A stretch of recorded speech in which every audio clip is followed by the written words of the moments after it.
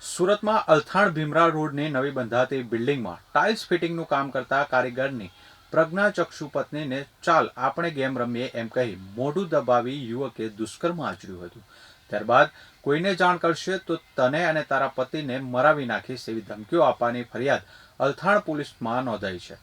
પોલીસે પતિના સહકારીગરની ધરપકડ કરી કાયદેસરની કાર્યવાહી હાથ ધરી છે. મળતી માહિતી પ્રમાણે અલથાણ ભીમરા રોડ વિસ્તારમાં નવી બંધાતી બિલ્ડિંગમાં યુવક ટાઇલ્સ ફિટિંગનું કામ કરે છે અને 21 વર્ષીય પ્રજ્ઞાચક્ષુ પત્ની સાથે ત્યાં જ રહે છે. કન્સ્ટ્રક્શન સાઇટ પર સાદિક આલમ હબીબુર રહેમાન પણ ટાઇલ્સ ફિટિંગનું કામ કરવા 15 દિવસ અગાઉ આવ્યો હતો. મહિલા આલમને જોઈ શકતી ન હતી, પરંતુ પતિ સાથે વાતો કરતો હોવાથી તેના અવાજથી આલમને ઓળખતી હતી.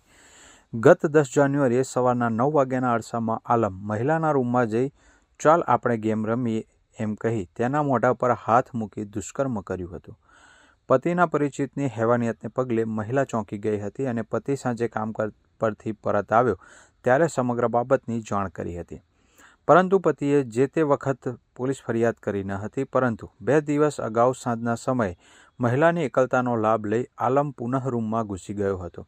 આલમે ધમકી આપતા કહ્યું હતું કે મેં તારી સાથે જે કર્યું તે કોઈને કહેતી નહીં, નહીંતર તને અને તારા પતિને મરાવી નાખીશ એમ કહી અપશબ્દો કહી ચાલ્યો ગયો હતો. જેથી ઉત્તરાયણની રજા હોવાથી મહિલાએ આલમની ધમકી અંગે પતિને જાણ કરતા છેવટે અલથાણ પોલીસમાં ફરિયાદ નોંધાવતા પોલીસે ધરપકડ કરી છે. હાલ અલથાણ પોલીસ દ્વારા વધુ કાર્યવાહી હાથ ધરવામાં આવી છે.